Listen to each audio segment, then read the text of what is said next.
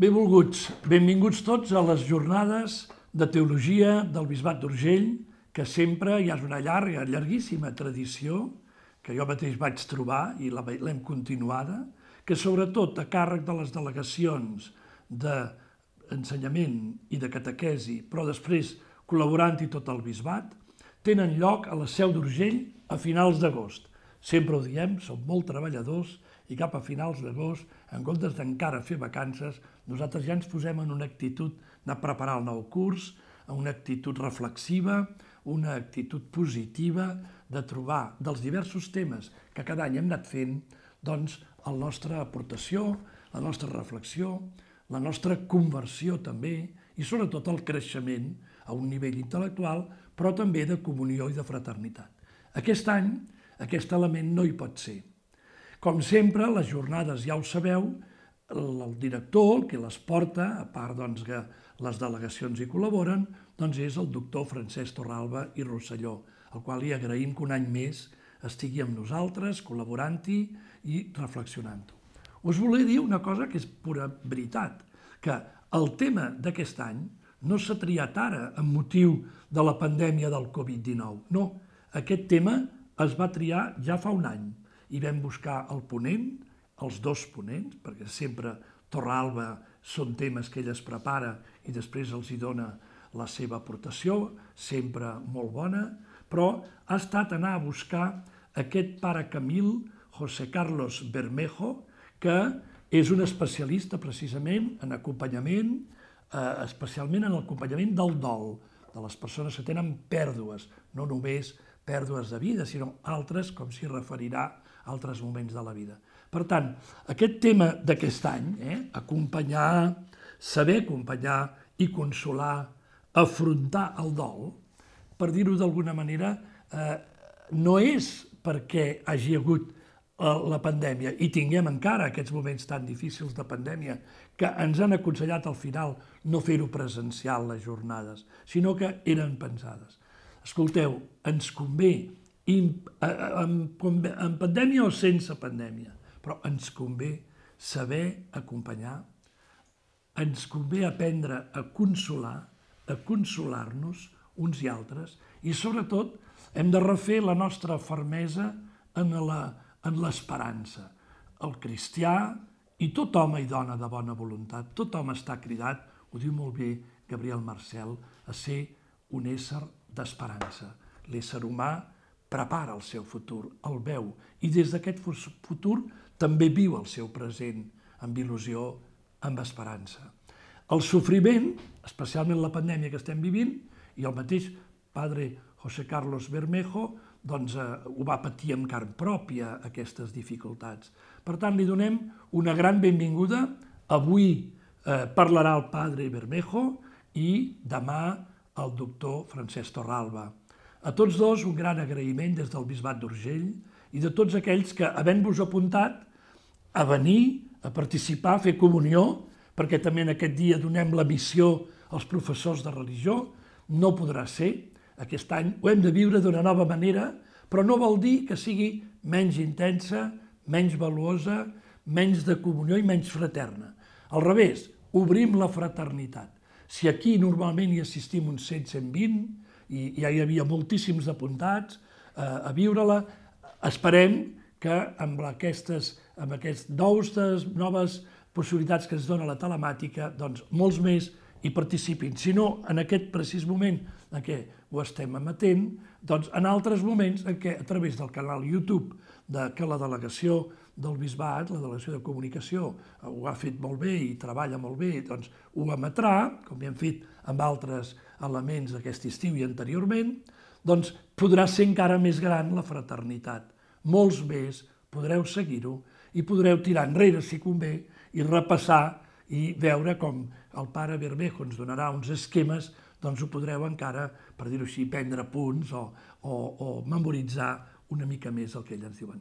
Un gran abrazo al padre José Carlos Bermejo desde Urgell. Estamos muy contentos de que puedas estar con nosotros y que aunque la distancia ahora nos separe, el hecho de tenerte, de escucharte, de compartir tu reflexión, que no es una reflexión teórica ni de uno que desde fuera de los problemas nos da soluciones o reflexiones, sino uno que lo ha sufrido en tu carne propia, en este caso la pandemia que te ha dejado también a ti muy dolido y con sufrimiento, pues te damos la bienvenida i també al Francesc Torralba, que és més de casa, en el sentit que cada any ell ens dona una aportació sempre valuosa. No és un tema que ell desconegui o l'hagi hagut d'improvisar per les jornades. És un tema que al llarg de la seva reflexió com a filòsof i com a teòleg, com a professor d'ètica, com a home interessat per ajudar en aquests camps, l'ha portat a terme aquesta reflexió d'aquesta temàtica durant ja molts i molts anys. Res més. Comencem aquestes jornades amb joia, com sempre, amb ganes que ens ajudin precisament a saber entomar aquesta pandèmia que ja veieu que pensàvem que l'estiu ens deixaria una mica més tranquils i no ha estat així. Per tant, ara que pot ser que s'agreugi, les autoritats ens demanen un esforç molt gran a tots, jo m'uneixo a la demanda de les nostres autoritats, tant locals com nacionals com estatals, que siguem previsors, que fem les coses ben fetes. Jo també tinc una mascareta aquí, que la porto normalment, ara per parlar amb vosaltres, amb la distància no la porto posada, però us recomano que siguem seriosos amb aquest tema. És una manera d'acompanyar, és una manera de consolar i de donar esperança, sobretot als més afeblits, a la gent més gran, també a aquelles famílies que han vist que la pandèmia havia arribat a matar-los un ésser estimat, per tant que no és una broma, no és una grip més, sinó que és un virus que és molt i molt, en aquest sentit, mortífer, també, arreu del món, sobretot, si ho veiem així, i que el Senyor ens ajudi amb la seva esperança, perquè l'esperança, al final de tot, és una gran virtut que Déu ens l'ha de regalar, però nosaltres hem d'estar oberts per tenir-la, per ser-ne capaços de rebre-la i després de difondre-la. El cristià és algú que difon l'esperança. Benvinguts a les nostres jornades un any més. Molt bon dia a tots i a totes. Benvinguts en aquestes jornades digitals, aquest any molt diferents, però tot i així les hem volgut fer. Volem començar aquest curs amb il·lusió, amb ganes, i el primer que us vull fer és presentar el professor José Carlos Bermejo, que a més és Camil des de fa molts anys i que té una llarguíssima trajectòria en el camp de l'acompanyament a les persones amb patiment, amb dolor i en processos de dol. Faré una presentació molt breu. És una persona molt coneguda en aquest camp, nascuda l'any 1963 a Tordesillas. Ell, com dic, és Camil i dirigeix el Centre d'Humanització de la Salut a Madrid. És un home molt prolífic, amb una grandíssima experiència de publicacions, molt llegides i molt seguides. Només aquest any, estem a l'any 2020, n'ha publicat 3 i molt relacionats amb la pandèmia que estem vivint. Us recomano Duelo Digital i Coronavirus, El Gran Virus, La Esperanza en Tiempos de Virus. Els seus camps d'especialització són la bioètica, la pastoral de la salut, tot l'acompanyament al dol i la relació d'ajuda. És, a més, doctor en teologia pastoral pel Camilianum de Roma i imparteix conferències i cursos arreu del món. Sobretot a l'àmbit llatinoamericà, on és molt conegut. Perú, Argentina, Xile, Equador, Brasil. Jo li agraeixo molt que hagi fet aquest esforç, encara que ens hagués agradat molt saludar-lo i tenir-lo entre nosaltres, però gràcies a la connexió el podreu escoltar. És un home molt didàctic i és un home, a més, que ha passat per experiències de sofriment, de dolor, i per tant parla des de la primera persona del singular. És un bon teòric, però perquè també ha tingut una experiència molt profunda i això nodreix el seu pensament i li dona molta autoritat. Así que, José Carlos Bermejo, gracias. Te doy la palabra. Todos tenemos muchas ganas de escucharte. Adelante. Bon dia a tots i a totes. Muchas gracias por la presentación. Francesc Torralba, a quien profeso tanta estima y cariño. Y muchas gracias a quien preside la comunidad de la Seu d'Urgell, Monseñor Joan Enric Vives, y de quien conservo recuerdos entrañables de otros encuentros precedentes. Un saludo muy cordial a todos los que están conectados porque muestran así, entiendo, pasión por construir un mundo más humano, por formarse en teología, por acompañar, en este caso, con nuestra temática, por acompañar en el sufrimiento humano, aliviando aquella parte del sufrimiento que es evitable. Voy a presentar la temática que me han invitado a afrontar siguiendo en dos partes, siguiendo en primer lugar este esquema que presento a continuación, que es, voy a explorar el mundo del duelo, el sufrimiento que genera la pérdida de un ser querido. Voy a describir después diferentes tipos de duelo, habiendo definido cómo entendemos el duelo, particularmente desde un punto de vista psicoespiritual.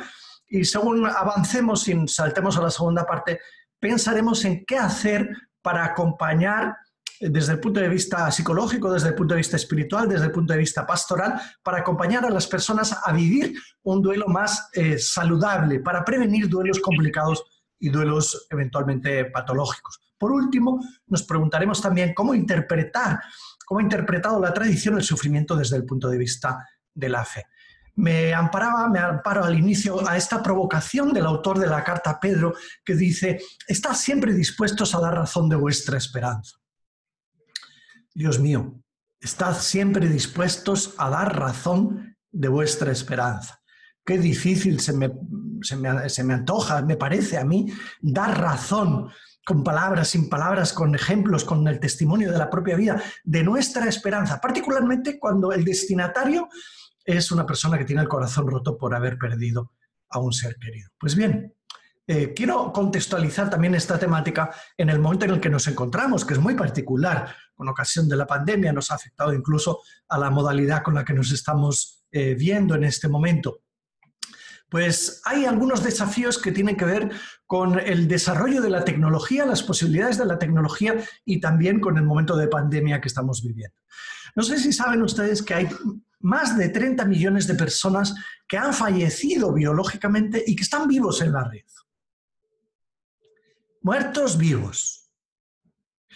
Diríamos, estábamos muy acostumbrados a que los muertos estaban en el cementerio y los vivos estábamos en la vida, ¿no? Y la línea divisoria está clara. Vivos, muertos. En el mundo digital, en este mundo que nos está invadiendo, que se está haciendo con nosotros o nosotros con él, ¿no? Pues la línea divisoria entre muertos y vivos no está tan clara.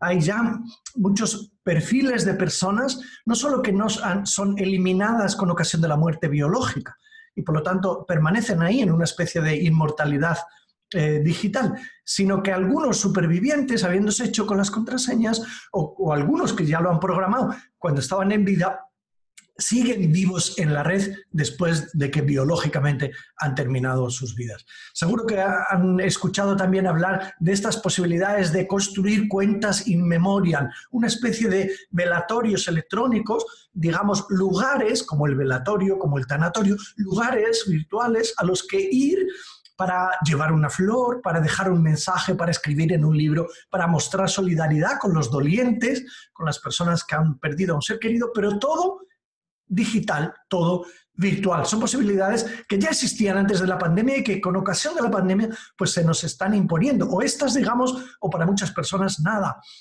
al menos en el mundo de la presencialidad.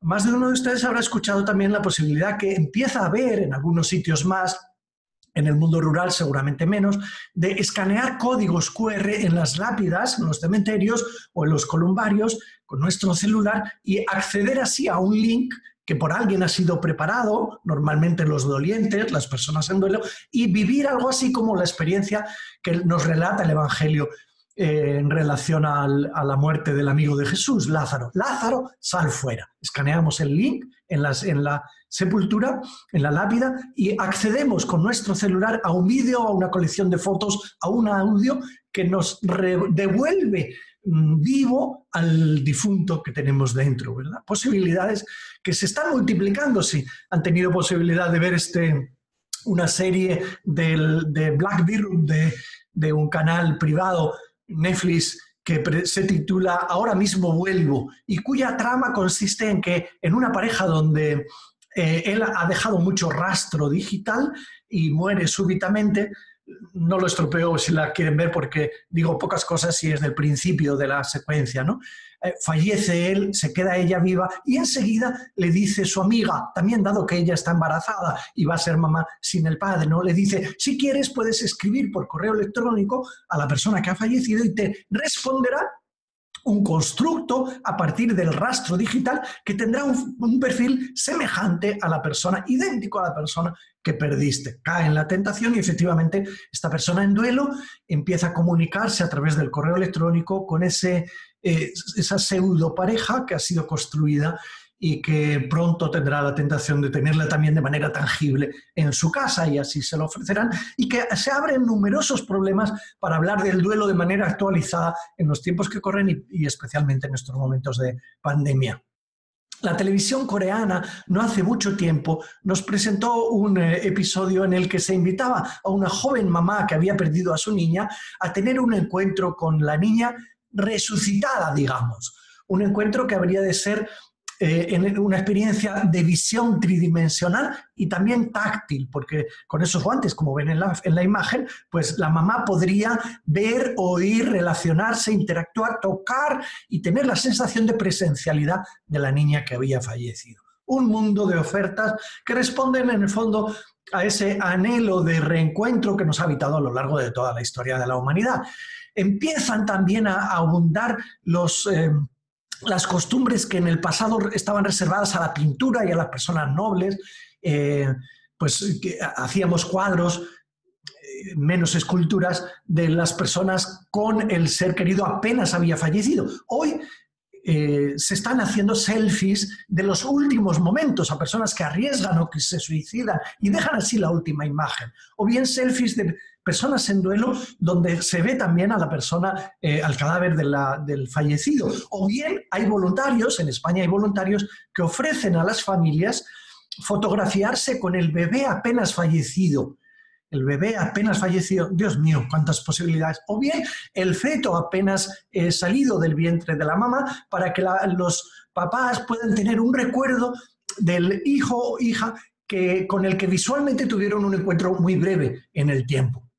Bueno, estos son costumbres que están aumentando. El mundo del derecho también pues, está planteándose cuestiones que tienen que ver con el testamento digital, con el legado digital, con la herencia digital, para hacernos preguntas muy sencillas como ¿de quién es mi herencia digital? Si eso no estaba previsto.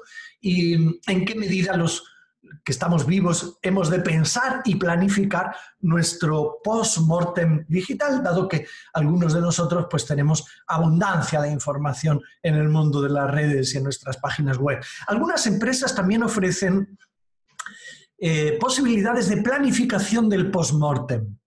Ya si vimos aquella película que se titulaba Mi vida sin mí, en tiempos de menos posibles digitales, cuando la música la escuchábamos en aquellos cassettes, ¿no? Pues la protagonista recibe el diagnóstico de estar enferma de cáncer y empieza a grabar audios en los cassettes para sus hijos, para su madre, para su pareja, para cuando muera, que puedan escuchar el día de su cumpleaños mensajes para oír post-mortem grabados por la propia persona en su final de vida, su conciencia de final de vida. Bueno, hoy algunas empresas proponen esto como servicio, venden este servicio con las nuevas tecnologías.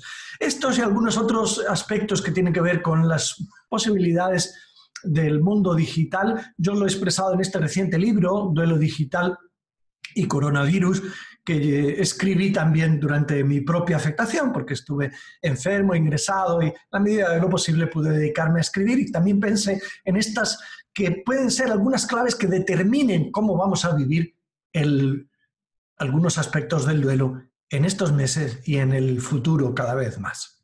Yo estoy hablando de duelo sin haberlo descrito. El duelo en realidad, digamos que es un proceso, ha existido siempre, siempre nos hemos vinculado, domesticado, diría el Principito. Siempre nos hemos vinculado. Cuando los vínculos se rompen por cualquier motivo, entre ellos, y el más importante quizás es la muerte. Digo quizás porque a veces una persona puede vivir con más sufrimiento la ruptura de vínculos por otros motivos distintos a la muerte, ¿no?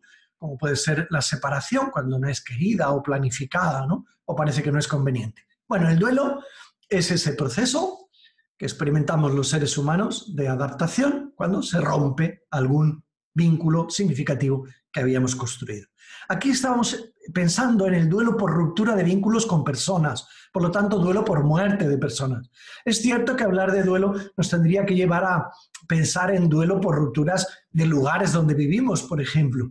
Los 7 duelos del inmigrante, habrán escuchado algunos de ustedes. Es una entrada que si buscan en algún motor de búsqueda de Internet aparecerán numerosas búsquedas, los 7 duelos del inmigrante. Una entrada posible para comprender lo que significa perder, cambiarse del lugar de vivir, ¿no? El duelo por persona, por fallecimiento, es una especie de bofetada que la vida nos da, que provoca pensamientos, sentimientos, conductas asociados directamente al hecho de la pérdida. Y reclaman lo que en la literatura, los que hemos escrito unos cuantos libros sobre este tema del duelo, reclaman lo que en la literatura llamamos el trabajo del duelo o las tareas del duelo. Diríamos, es un proceso trabajoso que requiere hacer, y describiremos pues, modelos que nos permiten tomar conciencia de cómo comprender y cómo acompañar haciendo las tareas, haciendo el trabajo del duelo. En principio, el duelo no es una patología. Bueno, quién sabe lo que sentía quien hizo esculpir la imagen que están viendo en la pantalla, ¿no? Esa mujer que se hace esculpir desnuda sobre la tumba donde yace su amante, pues para mostrar así, ¿no? Uno de los aspectos del sufrimiento, ¿no? Y ahí tumbada como entregada o realmente poseída por la tristeza y el abatimiento, ¿no? En principio, el duelo es un proceso normal, cumple una función adaptativa, no requeriría en la mayor parte de los casos una intervención especial. Yo creo que hoy somos más sensibles y hemos creado centros de intervención especializados en duelo, centros de escucha, también muchos al amparo de la Iglesia como un servicio pastoral, y esto es porque sabemos que hay duelos complicados, digamos, no en general y de manera universal para las personas en duelo, sino para los duelos complicados, como también para aquellos patológicos o en momentos de complicación pues hace falta acudir al médico y serán ellos los que nos pauten algunos soportes, algunos apoyos químicos, por ejemplo, para poder dormir y así, como dice un médico amigo mío, y así poder llorar durante el día. Es decir, a veces los psicofármacos son necesarios para poder soportar durante el día lo que significa el impacto del duelo. Qué bien que hoy podemos decir que existen diferentes modelos interpretativos del duelo. Al menos saberlo y saber discernir y elegir cuando uno lee o profundiza sobre la temática, sabiendo que está leyendo pues, el modelo más psicoanalítico, ¿no? Freud, duelo y melancolía, Melanie Klein, otros modelos más psicosociales. Estos son los nombres clásicos en el abordaje del duelo. Lindemann, Tizón, un catalán que ha estudiado cosas muy interesantes, vínculos posibles entre duelo y exclusión social, que da mucho de sí. Duelo, trauma y pérdida es una de sus mejores obras, ¿no? Elizabeth Kubler-Ross fue una de las primeras que describió el proceso de adaptación y aquellas famosas 5 fases por las que atraviesa el ser humano: la negación, la rabia, la rebeldía, el pacto, la depresión. Y si le dejamos y le acompañamos a la persona, la aceptación. Hay otros modelos cognitivos, y yo me voy a referir a uno de ellos, al de William Borden, que hablan de tareas, qué hay que hacer para abordar el duelo, modificándolo también de mi parte, introduciendo el dinamismo de la esperanza. Y otros modelos, como el de Bowlby o Niemeyer, que evocan más cuestiones sociológicas o socioculturales. Bueno, este marco me sirve a mí para invitar a los oyentes a tener una perspectiva conocedora de que el fenómeno del duelo se puede estudiar desde diferentes entradas y qué bien que también se puede investigar con diferentes recursos. Si exploráramos en literatura especializada, particularmente si fuera psicológica o psiquiátrica, tipos de duelo, quizás no terminaríamos nunca. Sin embargo, yo voy a hacer una clasificación muy breve que me sirve también para responder a las preguntas o al lema de este encuentro de formación en teología, que es saber acompañar, no solo conocer el fenómeno del duelo, sino saber acompañar y consolar, como procurar alivio, ¿no?, afrontando el duelo. Pues miren, quizás el último del que vamos a hablar, y a lo mejor el más difícil de describir, es el duelo normal, porque ¿qué es normal en el duelo? Es todo personal y cada uno lo vive a su manera, ¿verdad? Pero hasta donde es posible clasificamos y decimos, hay duelos anticipados o anticipatorios, hay preduelos, hay duelos ambiguos, hay duelos que se complican, también los anticipatorios algunos se complican, hay duelos que se retrasan, hay duelos que se hacen crónicos y no se resuelven, hay duelos que se enmascaran y dan la cara con una enfermedad, y hay duelos que se convierten en verdadera patología. Y mi abuela no habría dudado en decir de algunas personas, mira, fulanita ha muerto de pena. Y habría dicho lo mismo que hoy, que es que a veces el duelo se convierte en una patología letal. Puede matar si no se elabora de manera saludable. Bien, voy a recorrer estos tipos de duelo brevemente para ir buscando algunas claves que nos permitan acompañar, consolar, menudo verbo, consolar, ¿no? Quizás es lo contrario de sin suelo, consuelo. Procurar un suelo, un lugar donde el otro se apoye y encuentre una firmeza, una seguridad mayor que la que se encuentra en el vacío y en medio del sufrimiento en ocasión de la pérdida. Pues bien, hemos dicho, el duelo es un proceso de adaptación a una pérdida. ¿Cuándo empieza el proceso? Una respuesta sencilla podría ser cuando se produzca la pérdida. Y aquí estamos diciendo, no necesariamente. Cuando la pérdida del ser querido no es súbita, inesperada, sino que ha dado espacio a la enfermedad, a que haya una enfermedad terminal, el duelo comienza cuando se empieza uno a dar cuenta de que efectivamente la persona se va a morir. Digamos, duelo, dolus, dolerse, sufrir. ¿Cuándo empiezo a sufrir? Cuando me doy cuenta de que la pérdida se va a producir, antes de que se produzca. Lo viven así el duelo anticipado los pacientes por uno mismo. Yo les cuento que mientras estaba internado en el hospital, me ha parecido que mi mayor sufrimiento era el duelo por mí mismo. Era una especie de fantasía, de imaginación, de si yo me muero. Era por mí, pero por mi muerte. Y lo que me hacía sufrir en realidad era una especie de sufrimiento vicario, imaginando a mis hermanas, a mis hermanos, a mis seres queridos, sin poder despedirse y enterrarme, sin poder vivir el proceso final y encontrándose con que pues, se ha muerto y ya gestionarán las cenizas a distancia, ¿no? Bueno, este es un sufrimiento que tiene que ver con el duelo por uno mismo. Duelo por uno mismo. Es previo al fallecimiento, obviamente, si es por uno mismo, ¿no? También esto lo viven los familiares y cualquier persona que entablé cierto vínculo, como pueden ser los cuidadores, los profesionales, sobre todo los profesionales que cuidan durante un periodo de tiempo más o menos significativo. En realidad, es muy importante esto que voy a decir. El duelo anticipado cumple una función adaptativa. Ahorra, adelanta, facilita la normalización del duelo post-mortem. Se lo cuento con mi experiencia. Yo estoy hablando desde un lugar donde fallece casi 2 personas al día. Una unidad de cuidados paliativos, un centro para mayores al final de la vida, y en el mismo edificio, en el año 97, pues yo creé un centro especializado en intervenir en duelo, centro de escucha, con un modelo de intervención y de acompañamiento. Podríamos decir, pues ustedes ahí tienen más de 500 personas que fallecen al año y un lugar para atender a las personas en duelo. Cabe esperar que a ser atendidos en duelo vengan muchos familiares de los que fallecen en nuestro propio centro. Y yo les digo, pues no. Aún habiendo 800 personas que piden ayuda al año para su duelo, la mayor parte no vienen de nuestro centro donde se mueren sus seres queridos. ¿Por qué? Porque ahí han sido acompañados en el periodo final. Y este acompañamiento en el duelo anticipado ha sido preventivo de la complicación del duelo post-mortem. Y realmente los que vienen son los familiares de quien se ha suicidado, de quien ha tenido un accidente. Suicidios son más de 3.000 al año en España, que es un tema tabú y que genera un tipo de duelo realmente complicado, ¿no? Estas personas supervivientes necesitan ciertamente ayuda para procesar el sufrimiento tan complejo y tan complicado que se va a producir. Bueno, pues el duelo anticipado cumple una función adaptativa.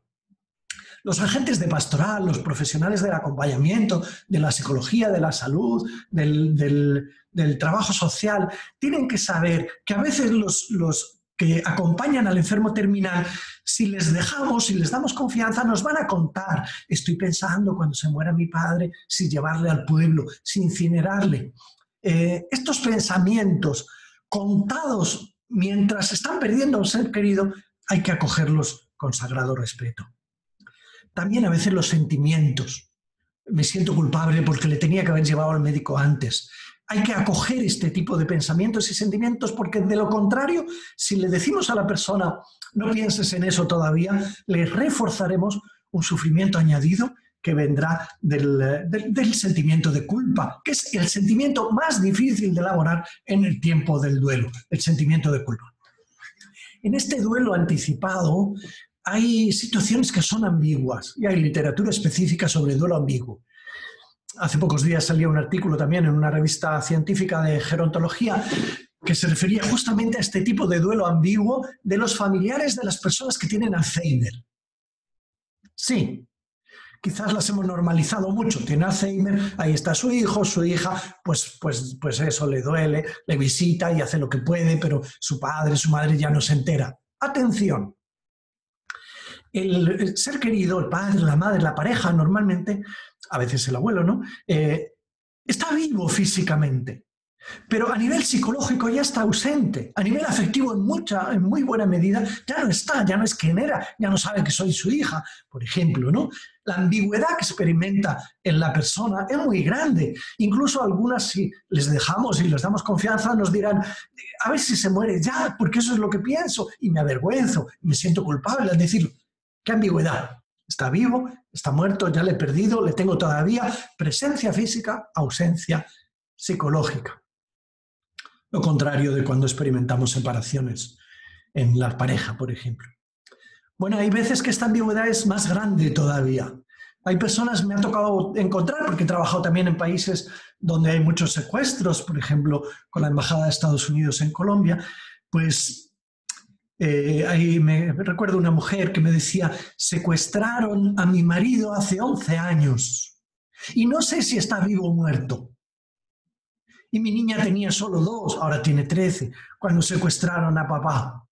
¿Qué tengo que hacer? Tengo que cultivar la esperanza de que va a volver y va a querer ser lo que era, ¿no? Mi esposo y el padre de mi hija y de su hija, o a lo mejor ya ha construido otro mundo y afectivamente se ha olvidado de nosotros. Estos son, más que duelos ambiguos, podríamos decir que son duelos imposibles. Muy complicados. Pero hay veces que el duelo específicamente recibe el nombre de complicado.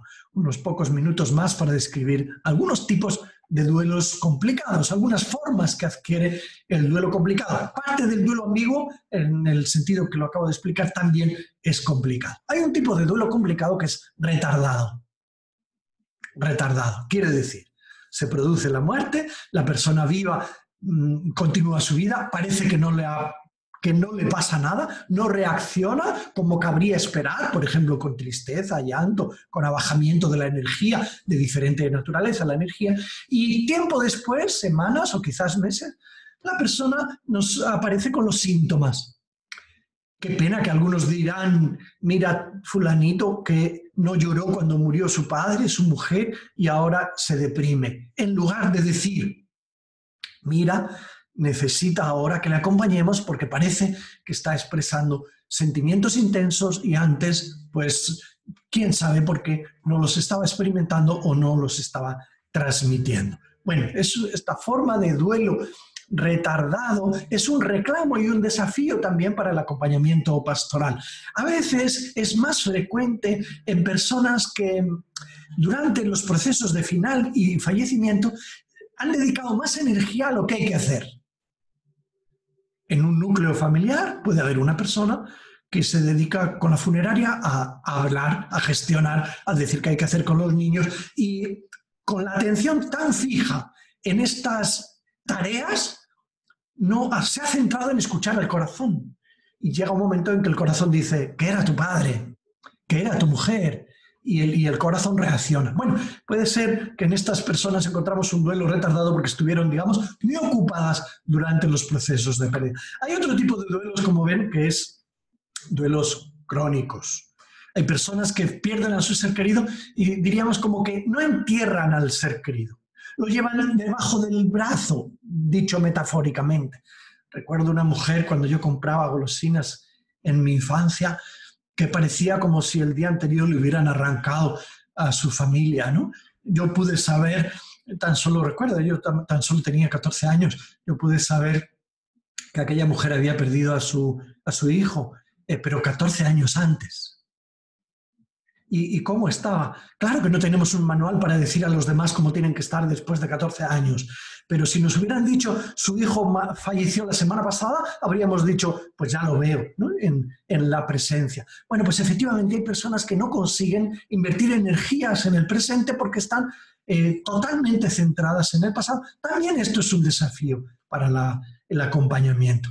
Hay duelos que son encubiertos, enmascarados, que es muy importante esto para atención primaria, para los profesionales de la salud, también para los agentes de pastoral, también para la sociedad en general, porque una persona nos puede transmitir su malestar, me duele la espalda, no consigo dormir, no tengo hambre, tengo problemas digestivos, problemas en el funcionamiento de mi cuerpo. Y en realidad lo que le está pasando a lo mejor no es el cuerpo, sino lo que le sucede en el cuerpo es una máscara detrás de la que se esconde la soledad por el duelo. Diríamos que a veces la enfermedad es el síntoma, además de que la enfermedad tiene sus síntomas. Es decir, la enfermedad se convierte en indicador de una necesidad de abordaje de un duelo que no está siendo considerado suficientemente, como puede ser, pues en la foto saldría fundamentalmente una madre, una mujer que ha perdido a su pareja y después de que sus hijos la acompañan al principio, pues se siente más sola que otra cosa. Síntomas de dolor de cabeza, estómago, problemas en la piel, alergias, conductas desadaptativas pueden indicarnos que estamos ante un modo de esconder el duelo. Hay otros tipos de duelo, pido disculpas por la imagen, pero es muy clara, que no tienen permiso social para expresarse. Es el caso de la pérdida de personas con las que algunos han mantenido vínculos muy importantes, muy significativos, por ejemplo, un amante. Y tras la pérdida, no habiendo socializado el vínculo, tras la pérdida, pues no socializan el duelo. Pierdo a un amante y tengo que vivir en la soledad el dolor por la pérdida. Es el caso también, atención, por ejemplo, de parejas con identidad homosexual no socializada, cuya pérdida tampoco se va a socializar.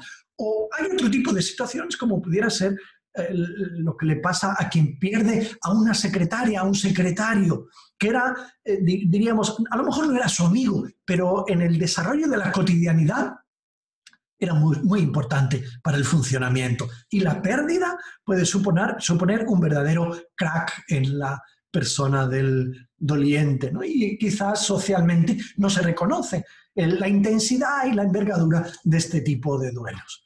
Y último, en el que voy a centrar la atención, y haremos una pausa para volver después con otros desafíos, pues vamos a decirnos también que hay veces que el duelo se convierte realmente en una patología.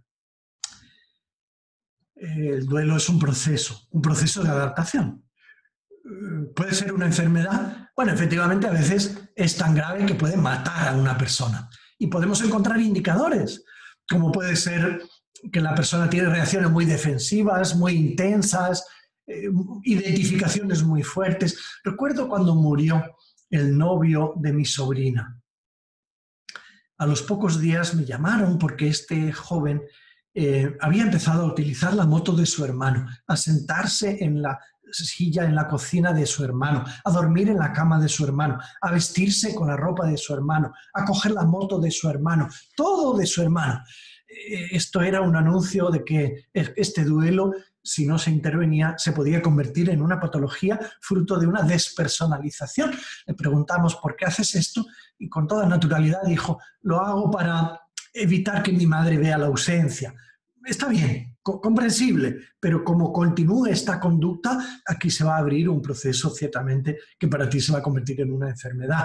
Hay personas que no pueden con el duelo y acuden al alcohol, a fármacos ya no solo para dormir, pautados por el médico, sino por pauta para uno mismo.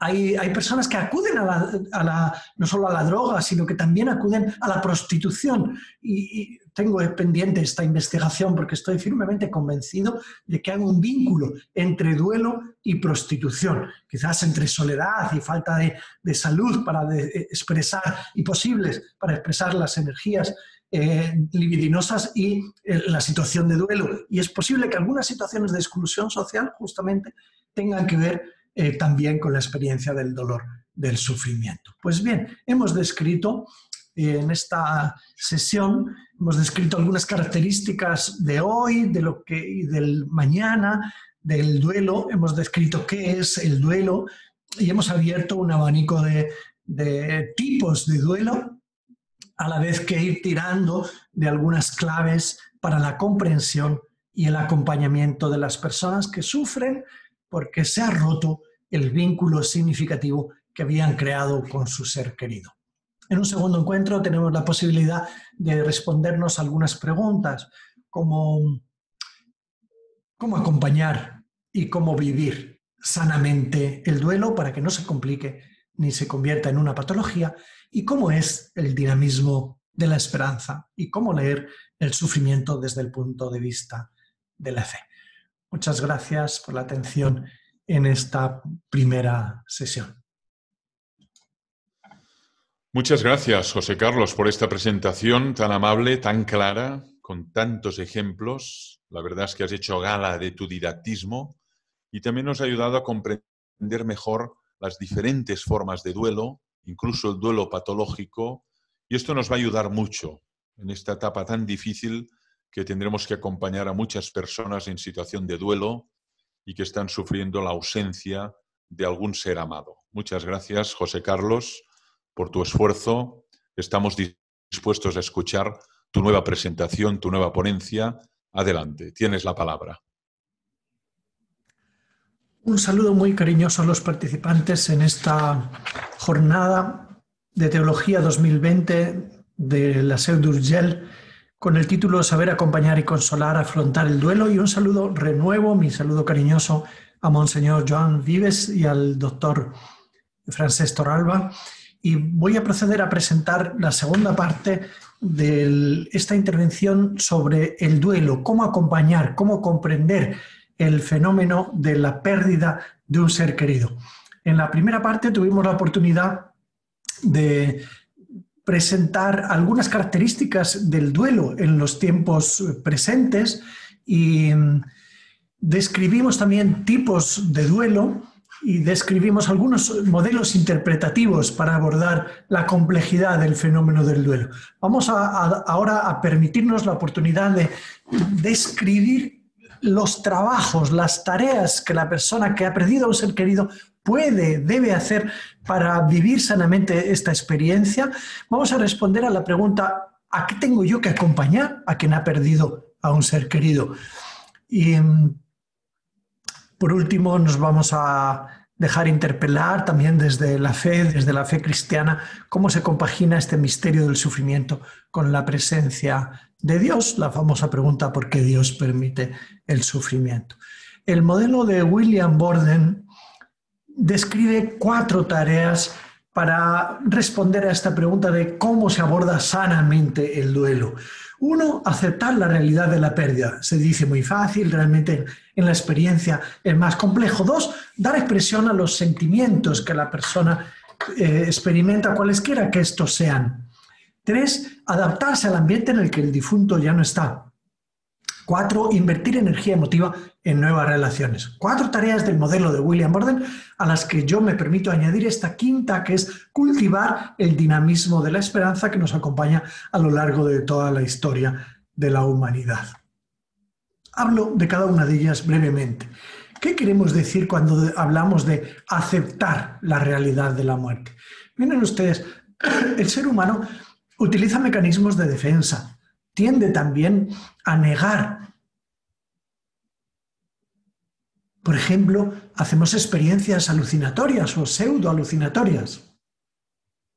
Son muchas las personas en duelo que nos cuentan, pues he visto, he oído, he entrado en la habitación y estaba yo cocinando y ha venido y me ha puesto la mano en el hombro como él solía hacer, que son experiencias reales del individuo que está sometido a esta intensidad de sufrimiento. Aceptar la realidad de la pérdida significa considerar estas experiencias como lo que son, es decir, experiencias de alucinación o pseudo-alucinación vinculadas a la intensidad del dolor por la pérdida. Es bueno decir que no conviene utilizar estas experiencias alucinatorias como aval, garantía, indicador de supervivencia desde el punto de vista de la fe. Digamos, conviene separar las experiencias alucinatorias de los contenidos de nuestra esperanza en la resurrección que está en manos de Dios mismo. La muerte, es irreversible, lo es de todo el ser humano, y acompañar a aceptar esta realidad es la primera tarea para hacer sanamente el duelo, para que no se complique o no se convierta en una patología. En segundo lugar, aceptar las expresiones diferentes de los sentimientos, que se producen libremente por iniciativa del doliente o ayudados por un acompañante desde el punto de vista psicológico, espiritual, pastoral. Dar expresión a los sentimientos. Decimos que los sentimientos no son ni buenos ni malos, que en realidad lo que es bueno o malo es lo que conseguimos hacer con ellos. Podemos pensar que los sentimientos más habituales vinculados al duelo son los relativos a la tristeza. En realidad, podemos decir que el sentimiento más complejo de elaborar en el momento del duelo es la culpa. La culpa racional por lo que no hemos hecho, porque hemos transgredido un valor interiorizado. Por ejemplo, creemos que no hemos cuidado suficientemente, hemos perdido la paciencia, no hemos estado suficientemente presentes en sintonía con nuestros valores. Por ejemplo, deberíamos haber mantenido la calma y hemos perdido la paciencia en el cuidado al final. Pues es normal que nos sintamos culpables si no hemos respetado y honrado nuestros valores. También es propio en el duelo muy frecuente que experimentemos sentimientos de culpa irracional. Sentimientos de culpa irracional. Es decir, nos duele no haber hecho algo que en realidad no ha transgredido ningún principio ético, sino que más bien es un mecanismo de defensa de autoatribución de la responsabilidad cuando nos cuesta respetar el misterio del sufrimiento. Hay veces efectivamente que culparse a uno mismo es más llevadero que aceptar el misterio. Recuerdo una vez, por ejemplo, que acompañé a una joven que había tenido un accidente de moto, le dijo a su novio, vamos a tomar una Coca-Cola. Y se montaron en la moto y mientras iban pues, a tomar una Coca-Cola, tuvieron un accidente porque un gato se atravesó y su novio murió. Me encontré a esta joven que estaba en el hospital y se sentía culpable de que su novio hubiera muerto porque había sido ella la que le había sugerido ir a tomar una Coca-Cola. En realidad, no podemos decir que su novio murió por esto. Murió por un traumatismo suficientemente intenso que provocó la parada de los órganos vitales. Esta explicación de tejas para abajo, racional, no le sirve al corazón del amante, que está todavía bajo una grandísima intensidad emocional. Por eso la persona, de manera adaptativa y esperemos que transitoria, se dirá a sí mismo, mi novio ha muerto por mi culpa. Estos sentimientos de culpa a veces, pueden cumplir también una valencia adaptativa si no se cronifican y se hace más difícil su comprensión y su elaboración. Por lo tanto, la segunda tarea para el acompañamiento y para la vivencia del duelo saludable es dar expresión a los sentimientos, validar los sentimientos que expresa el doliente, porque esto permite desahogarse. El que no se ahoga, el que no se desahoga, se ahoga. Tercera tarea del duelo, adaptarse al ambiente en el que el difunto ya no está. Es el caso de tener que arreglar la habitación, las pertenencias, vender la casa de los padres, tan difícil por la pulga de las herencias, que se hace tan trabajoso en algunas familias, ¿no? Me he encontrado con muchas madres normalmente, que conservan las toallas de sus hijos guardadas, con las últimas con las que se ducharon, guardadas en una bolsa, y rescatan las pocas moléculas que quedan para hacer presente así el recuerdo del ser querido que ya no está, y les cuesta mucho liberarse de ellas, como a otros les cuesta no seguir poniendo los platos para comer, y cocinan. Hay personas que cocinan para sus parejas, sus hijos, y ponen la mesa pensando, o en el fondo resistiendo a la aceptación y a la adaptación al ambiente en el que el ser querido ya no está. Es obvio que conservar algunos elementos puede ayudar a la persona. Conservar un anillo, un sombrero especial que tenía, claro que esto puede servir de ayuda.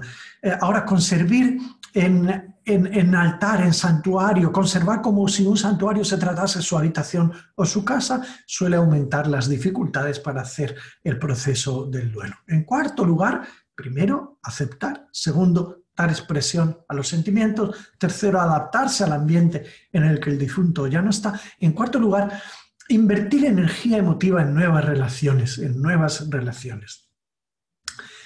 Cuesta al ser querido superviviente y en duelo pensar que todavía tiene amor para otros, porque en la primera fase del duelo lo normal es ser secuestrado por la capacidad, por los sentimientos, ser invadido por la intensidad del dolor, y uno no puede escuchar pensar en la idea de que efectivamente puedo construir otras relaciones, comenzar a viajar y antes no podía. En realidad, al principio, el dolor por la pérdida invade en la persona del doliente. Hacer el duelo significa ser capaz de invertir energía afectiva, relacional, emocional en nuevas relaciones, darse permisos para sonreír, para salir, para seguir viviendo con sentido. A estas 4 tareas del modelo de William Borden, yo estoy convencido de que es conveniente añadirle una quinta que también describe cuándo empezó la historia de la humanidad, que empezó con los ritos funerarios, cuando el ser humano empezó a tratar a los demás fallecidos de una manera diferente, por una esperanza en una vida post-mortem, en un reencuentro, en una dimensión trascendente, con una constatación de que el amor sigue vivo. Esto lo experimentamos, el amor sigue vivo. He perdido a mi ser querido, pero le sigo amando, en mi corazón está vivo esta forma de supervivencia que habla de una trascendencia también en sentido horizontal.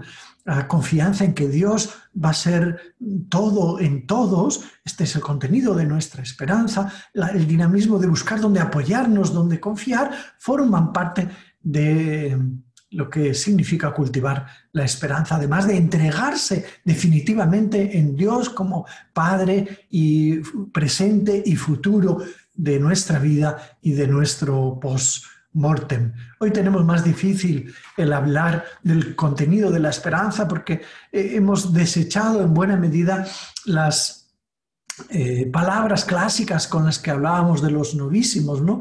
Y parece que después del concilio, pues los despachos de Alemania de la escatología pues han funcionado con menos trabajo quizás. En todo caso, el dinamismo de la esperanza, esa niña pequeña de la que hablaba Charles Péguy, el poeta francés, es lo que más puede ayudar en el proceso de vivencia y acompañamiento del dolor por la pérdida de un ser querido. Nos puede ayudar a masticar un poco a la búsqueda del contenido de la esperanza y las características de la esperanza. La esperanza, tenemos que decir, no es un mero deseo, una proyección, una mera ilusión. Cierto que la base antropológica de la esperanza es el deseo más humano, el anhelo, la experiencia de no satisfacción de los deseos del ser humano que buscan ser satisfechos más allá de nosotros mismos. No es mero deseo, como tampoco es mera vitalidad, está cargado de optimismo, la esperanza convive también con la ruina total del organismo, y ahí podemos efectivamente darnos cuenta de que la esperanza no es mera vitalidad ni es mero optimismo superficial, del todo se arreglará, y una especie de negación de la intensidad del drama. La esperanza no es mero optimismo, no es mera vitalidad, no es mero deseo. Su símbolo es el ancla, tener dónde apoyarse. ¿Dónde apoyarse?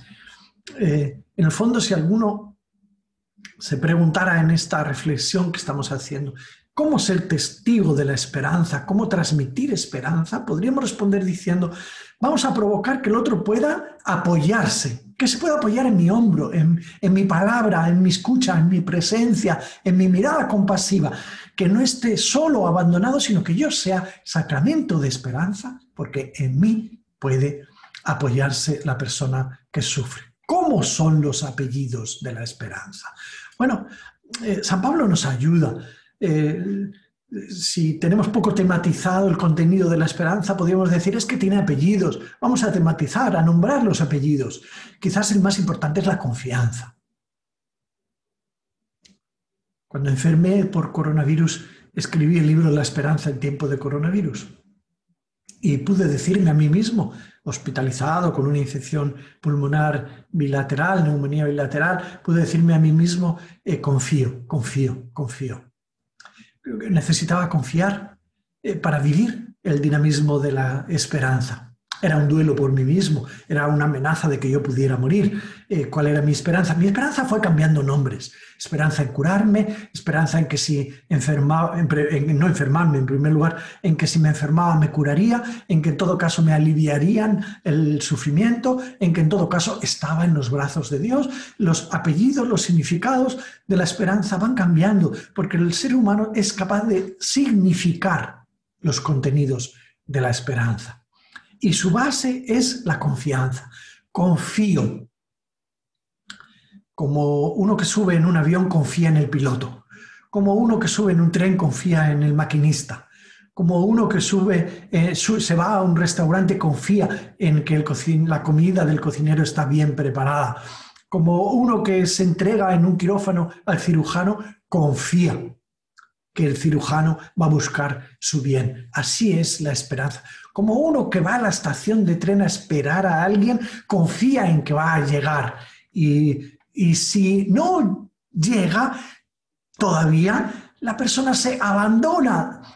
Progresivamente se cultiva la esperanza en aquel en quien ha entregado la confianza. El máximo de confianza, en el fondo propio de la esperanza, es el abandono. La esperanza en Dios es así también en el dolor por la pérdida de un ser querido.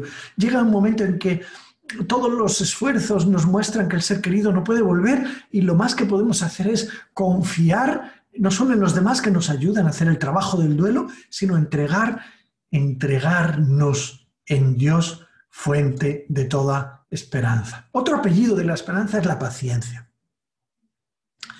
Así lo experimentamos cuando no llega alguien a quien esperamos. Si seguimos esperando es porque seguimos teniendo paciencia.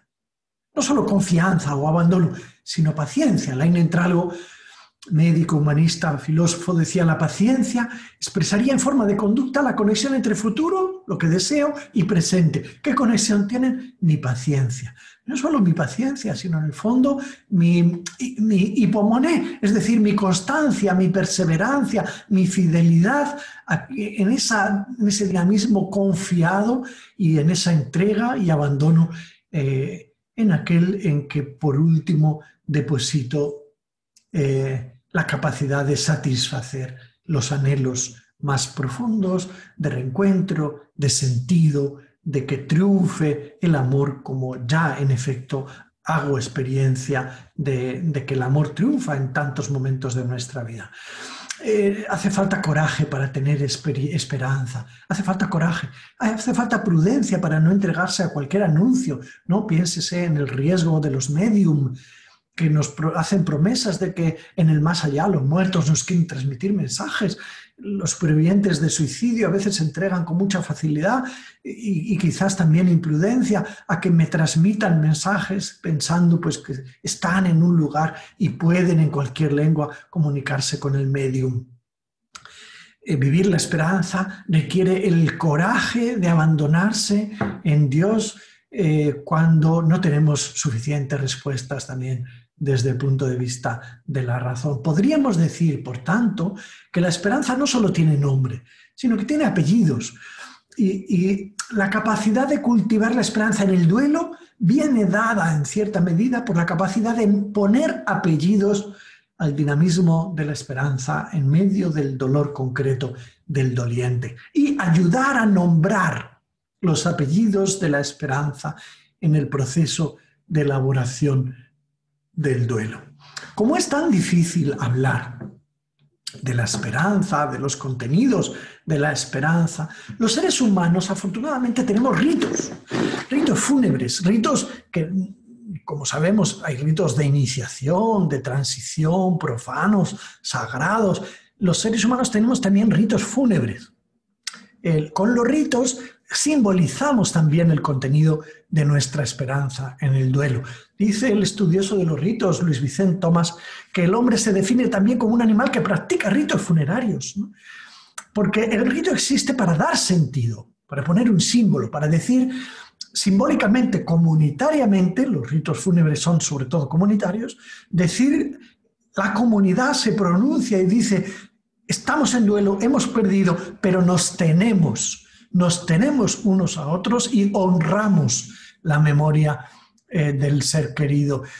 Si no hay rito, se genera un vacío deshumanizador, un vacío que puede terminar en la desesperanza, sino en la desesperación o en el suicidio. Por eso en mi tierra se decía, cuando alguien había fallecido y no había funeral, por algún motivo, le han enterrado como a un perro. Es decir, no han humanizado esta transición y esta dimensión sagrada de la muerte con estos vínculos que se generan en el acto social y religioso propio de los ritos fúnebres, que proclaman de manera pues rutinaria, repetitiva, proclaman una verdad muy grande, que es que confiamos en que el amor puede más que la misma muerte, ¿no? Los ritos suelen estar determinados, definidos los lugares, las palabras, las actuaciones, los gestos, lo que rodea, y aparentemente es una rutina, como también en la magia hay una rutina para que se produzca el resultado. Bueno, los ritos tienen su magia, se produce un resultado de humanización de la experiencia del propio dolor, gracias también a esta rutina de repetición de las mismas tradiciones y costumbres heredadas a través de la cultura y susceptibles de ser modificadas. En ellas proclamamos algo muy grande. La fe terminó, la esperanza terminó, pero el amor continúa para el que ha fallecido. Lo dice San Pablo, 3 cosas importantes: el amor es eterno, el amor durará, la fe no será necesaria, la esperanza habrá visto realizados sus contenidos más deseados y el encuentro con Dios nos hará tener la visión cara a cara. Los ritos son también una forma de homenaje, una especie de sacramental. Necesitan un presidente, alguien que tenga el coraje de decir una palabra. ¡Qué desafío para la pastoral! Quizás podríamos decir que los ritos fúnebres en clave cristiana pueden ser humanizados todavía, dando calor a la presidencia y al servicio de dirigir, coordinar una asamblea. La familia, la sociedad reunida, los creyentes, la comunidad reunida, necesita que alguien con el corazón en la mano, diría San Camilo, con el corazón en la mano, recoja el modo de palpitar el sufrimiento, el corazón de los miembros de la asamblea, le ponga palabras y presida con humildad y servicio y personalización. Una rutina desencarnada y no personalizada puede ser más cruel que la ausencia de ritos. Por eso tenemos el gran desafío de humanizar los ritos de exequias que nos acompañan y nos permiten proclamar el contenido de la esperanza en el duelo por pérdida de un ser querido. Llegados aquí, podíamos preguntarnos, más de uno de nosotros, está bien, esta es la psicología, la espiritualidad, la tradición, la cultura en torno al duelo, pero hay una categoría de fondo que es que el ser humano sufre. Y los que contamos con Dios también nos preguntamos, ¿y dónde está Dios? En medio del sufrimiento, delante del cadáver, sobre todo cuando entablamos contacto visual o cuando nos atrevemos a tocar o esto pensamos que nos puede hacer bien, nos hacemos todos un poco filósofos, nos hacemos las famosas y típicas preguntas de toda la historia de la humanidad que nos estremecen, ¿no? ¿Qué me cabe esperar? ¿Hasta cuándo? ¿Qué sentido tiene esto? ¿Dónde está el muerto? ¿Dónde está el muerto? Porque ya veo que aquí no queda más que un cadáver sin vida o unas cenizas que se han reducido realmente a polvo. ¿Dónde está? Y la historia de la humanidad, pues ha sido acompañada también por estos planteamientos. Pues o Dios quiere eliminar el sufrimiento y no puede, entonces es bueno y no es omnipotente, o puede y no quiere, entonces es omnipotente y no bondadoso, o ni puede ni quiere y entonces no sé cómo le llamamos Dios si no puede y quiere eliminar el sufrimiento de la experiencia humana. Bueno, cabe esa otra posibilidad, decir Dios quiere, Dios puede, y a ver cómo compaginamos este baile de un Dios omnipotente, omnibondadoso y la experiencia del sufrimiento por la pérdida de un ser querido. En la historia de la humanidad se han ido dando también algunas respuestas, todas limitadas, ¿no? Ha habido veces en las que nos ha parecido que encontrábamos una respuesta diciendo que el sufrimiento se explicaba como consecuencia de nuestra culpa y Dios nos castigaba o nos ponía a prueba porque nos lo habíamos merecido con ocasión de nuestro pecado, transgrediendo las leyes, hemos generado una respuesta airada de Dios, ¿no? Y esto que puede tener incluso su clave positiva de interpretación, puede convertirse en una ecuación que deshumanice también la mirada a un Dios misericordioso, pensando que nos castiga. El mismo Jesús nos responde que ¿quién pecó? En Juan 9 le preguntan ante el sufrimiento de un ciego de nacimiento, ¿pecó él o sus padres? ¿Es por su culpa o, según las profecías de Ezequiel, porque nuestros padres pecaron y a nuestros hijos se les pegan los dientes? ¿Pecó él o sus padres? Bueno, y Jesús dirá, ni él ni sus padres, ¿no? Es para que en él se manifiesten la gloria, las obras de Dios que se manifiestan en la solidaridad humana de ayuda recíproca, en el triunfo del amor contra el sufrimiento. En otros momentos hemos intentado explicar el misterio del sufrimiento reduciéndolo a problema y diciendo pues que Dios así nos quería poner a prueba nuestra fidelidad y era un trabajo de purificación. Y ya nos hemos revelado en algunos momentos diciendo pues que sería una voluntad fracasada cuando aterriza en el niño o en el enfermo mental que no puede deliberadamente con su voluntad hacer un desarrollo y una purificación y un crecimiento. En otros momentos hemos pensado que el sufrimiento era una moneda para entregar a Dios como un ofrecimiento o como una necesidad de completar lo que Cristo sufrió en nuestra cruz, interpretando así de manera limitada Colosenses 1:24, completo en mi carne lo que falta a la pasión de Cristo. En realidad, hay que comprender que si Dios quiere algo y hay algo que completar a la pasión de Cristo, es una historia de amor que se traduzca en aliviar, eliminar el sufrimiento, sobre todo el evitable, y también el inevitable que va asociado al dolor por la ruptura de los vínculos que genera la pérdida de un ser querido. Hubo un teólogo, Reishak, que intentó dar también una respuesta en su obra El precio del amor, diciendo, bueno, el sufrimiento está inscrito en la naturaleza y es una especie de precio que pagamos por la libertad en el caso de del ser humano. Lo mismo que también el azar y la casualidad, pues son leyes inscritas en la naturaleza no humana previamente y que justifican que una gallina ponga 10 huevos y uno se malogre, ¿no? ¿Y por qué se malogra ese? Bueno, pues forma parte de la naturaleza en evolución y de las leyes de probabilidad. Y diríamos, y también en el ser humano, la evolución, la probabilidad y la libertad, pues podrían dar alguna cuenta de la existencia del sufrimiento. En todo caso, estos esquemas han sido siempre limitados y lo que tenemos es, en medio del sufrimiento del duelo, un gran misterio que atravesar. Gabriel Marcel distinguía entre problema y misterio. Problema, algo que está fuera de mí y tiene solución. Misterio, algo que está dentro de mí, no puede ser resuelto y no me queda más remedio que ser atravesado. ¿Cómo podemos atravesar el misterio del sufrimiento? De manera saludable. Quizás podemos responder así. Podríamos luchar contra el sufrimiento injusto. Nada más cristiano que luchar contra el sufrimiento que se puede evitar. No es dolorista nuestra fe cristiana, no busca el dolor. Dios no nos manda el dolor para castigarnos. Luchar contra aquel sufrimiento que es evitable, innecesario. No es necesario que se sufra por soledad. Si es una soledad no deseada, el sufrimiento del duelo generado por la soledad, antes de buscar una explicación, lo que toca es buscar una conducta solidaria que lo elimine, que evite ese sufrimiento evitable. En el duelo, digamos con sinceridad, también hay mucho sufrimiento evitable. A veces viene de las cogniciones, es decir, de los pensamientos con los que nos repetimos o significamos lo que nos ha pasado, lo que nos han hecho, lo que ha sucedido.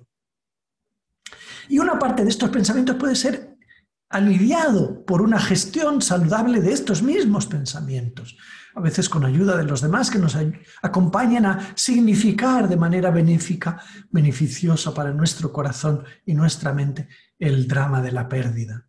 A veces una parte del sufrimiento es evitable porque es una mala gestión de nuestros sentimientos, por mi culpa, los sentimientos de culpa, de proyección de la rabia hacia los demás, y cuando es hacia uno mismo se traduce en sentimiento de culpa. A veces son evitables algunas cuestiones relacionadas con el duelo debido a las conductas que adoptamos, el autoaislamiento, el aumento del rencor, el dar vida a los viejos conflictos que teníamos con nuestros hermanos cuando han fallecido nuestros padres, y ahí la culpa, la pulga de las herencias, de la gestión de las herencias durante el proceso del duelo. ¿Qué actitud podemos adoptar ante el sufrimiento en medio del dolor por la pérdida de un ser querido? Hoy preferimos algunas palabras que en el pasado quizás eran otras, y yo creo que las palabras también son importantes. Por ejemplo, en el pasado mi abuela habría dicho, pues hay que resignarse. La resignación, incluso hubiera dicho, pues, resignación cristiana, hijo, resignación cristiana. Y quizás habría evocado algo saludable. Hoy claramente preferimos no utilizar esta palabra porque tiene más connotaciones de pasividad que otra cosa. Durante otro tiempo hemos preferido la palabra adaptarnos. Lo adaptativo bueno, lo desadaptativo malo. Adaptarse.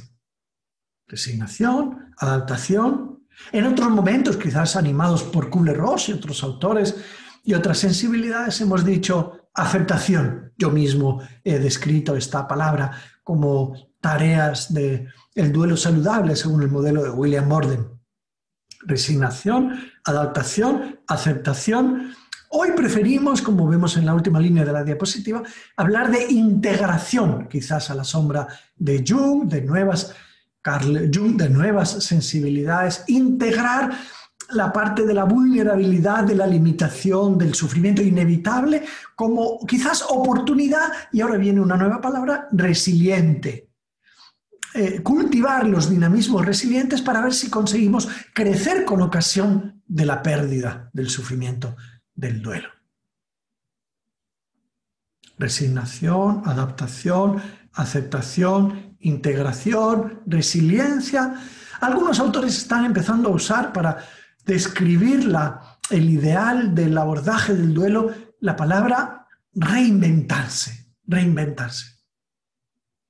con ocasión de la pérdida, hay que construir una nueva identidad y acompañar a la persona a que construya una nueva identidad, que es realmente nueva, porque por una parte habrá de continuidad con quien yo fui y por otra parte habrá de novedad, porque mucho de mi identidad fue construido con mi marido, con mi hijo, con mi padre y ahora no cuento con él. Integrar el sufrimiento que no se puede cambiar. Reinventarse. Si alguien más insistiera todavía para decir, pero ¿cómo se reinventa uno? Bueno, yo podría intentar decir una palabra con esta respuesta. Vamos a ver si en el duelo también cultivamos una relación sana con nosotros mismos. Una relación sana con los demás. No será muy probablemente la del aislamiento. Una relación sana con Dios.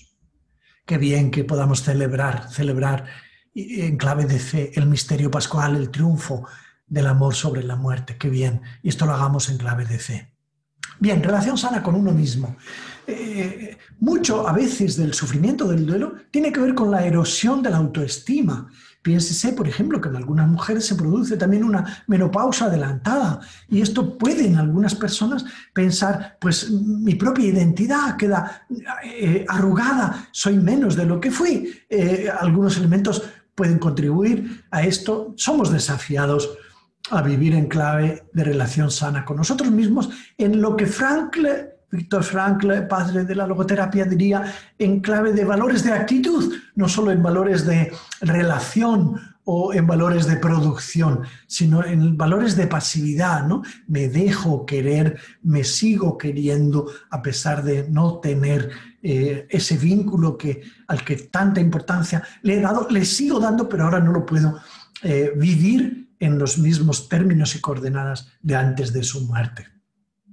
En segundo lugar, vivir en clave de relación sana con los demás. Quizás es así como podemos dar sentido a nuestro sufrimiento. Atención, digo dar sentido. Muchas personas buscan el sentido del sufrimiento, el sentido del duelo, y no lo encuentran. Se desesperan. Quizás porque toca más decir qué sentido le puedo dar en clave de oportunidad, de salir de mí mismo, de cultivar la compasión hacia los demás, de aumentar la comprensión hacia el sufrimiento de los demás, no solo del mío, de dejarme querer, dejarme ayudar, dejarme atender y acompañar en sitios profesionalizados o en la comunidad o en la familia, que son los sitios más naturales para dejarse querer también en el duelo. Qué bien poder cultivar la relación sana con Dios, qué bien, en medio del dolor del duelo. Quizás hemos privilegiado sobre todo las expresiones de fe y de oración en el duelo en clave de oración, de petición. Vamos a pedir ¿para qué? Bueno, además de esta quizás podríamos subrayar la importancia de la oración de agradecimiento en el duelo. Yo creo que tenemos pendiente unas posibilidades grandes que nos daría la relación sana con Dios en medio del duelo. Yo sueño con que podamos en el dolor del duelo expresarnos en clave de gracias, Padre bueno, porque me regalaste un marido, una esposa, un hijo.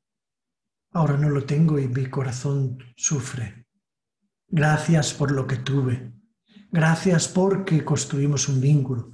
Gracias porque, sin caer en el riesgo de la idealización, porque me regaló tantos posibles en medio de su vida terrena. Agradecer la vida también en las oraciones en medio del sufrimiento del duelo es una posibilidad que puede contribuir a vivir con sentido en medio del sufrimiento por la pérdida de un ser querido. Quiero regalarme un minuto para evocar también esto que yo creo que es también un deber, ¿no? El de nombrar recursos que podemos usar. Nombro los que he producido con mucha humildad y mucho cariño, ¿no? Pues el duelo y tantas variables del mundo actual, digital, en situación de pandemia por coronavirus, es un pequeño libro que recoge muchos aspectos que están todavía por profundizar, ¿no? ¿Cómo es la esperanza en tiempos de coronavirus? ¿Cuáles son los apellidos? ¿Cómo podemos tematizarla? ¿Cómo podemos masticarla? ¿Ser testigos de ella? Pues es otro libro, La esperanza en tiempo de coronavirus. ¿Cómo será el duelo de quien practique la eutanasia y por lo tanto los seres queridos permanezcan después, habiendo perdido a un ser querido que quiso morirse y consiguió en un marco legal eventual, como es ya en algunos países, ¿no? Pues en este libro, No quiero sufrir, podemos encontrar reflexiones sobre la eutanasia y otras cuestiones que tienen que ver con el final de la vida. Este título, La muerte apropiada, nos da la posibilidad de ver cómo han muerto algunos santos. No todos han muerto igual.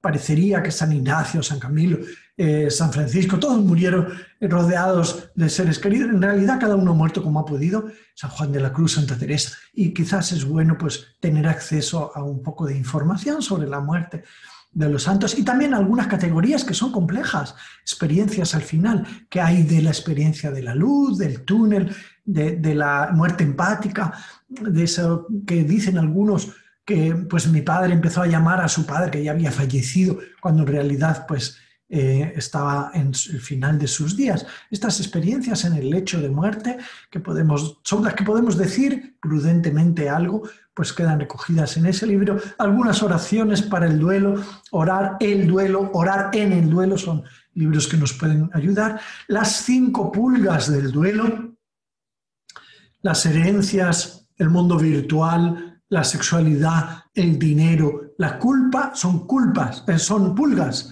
elementos que se instalan en el doliente como una pulga en el perro, pican, molestan, aumentan la vulnerabilidad, el duelo complicado. Quien quiera leer para sí mismo porque está en duelo o regalar, quien busque luz en medio de la oscuridad, quien quiera un modelo de acompañamiento en las sesiones individuales o grupales, en los centros de escucha. Qué alegría que hayan surgido y sigan surgiendo centros de escucha, muchos al amparo de las parroquias, ¿no? Para promover una humanización del acompañamiento, una profesionalización del acompañamiento en los duelos complicados, ¿no? Una diaconía de la caridad, una pastoral de la salud especializada en el dolor del duelo. ¿Cuáles son los vínculos entre espiritualidad y duelo? Bueno, son algunas de las publicaciones que, por sentirme en actitud reflexiva ante este mundo, pues quiero sugerir, como también quiero sugerir algunas páginas, como puede ser El Camino del Duelo, que tiene su sede en Argentina, pero que tantos vídeos cortitos de 3 minutos o algunas conferencias, por ejemplo, sobre la esperanza, pueden ayudar muchísimo a las personas que estando atravesando el dolor de la pérdida, pueden escuchar unas palabras que les ayude a vivir más sanamente el proceso del dolor por la pérdida de un ser querido. Ojalá podamos hacer de nuestro dolor lo que se hace en algunas partes del mundo con las vasijas rotas, que se construyen poniendo oro en las cicatrices. Una vasija rota, reconstruida, así adquiere más valor.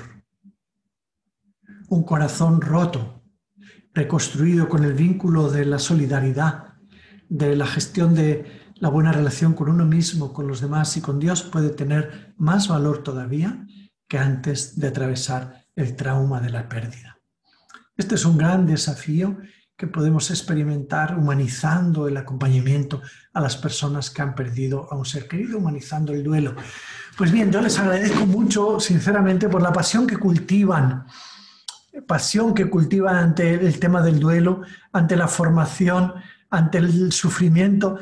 Renuevo mi agradecimiento a Monseñor Joan Enric Vives, al doctor Francesc Torralba y a todos ustedes por habernos dado cita virtualmente en este encuentro apasionado para intentar, pues como refleja esta figura también que me representa, ¿no? Reconstruir los corazones con más humanización y eliminar el poder, echar al saco el poder de los virus, de la pandemia y del virus que genera, cualquier virus que genere sufrimiento en nuestra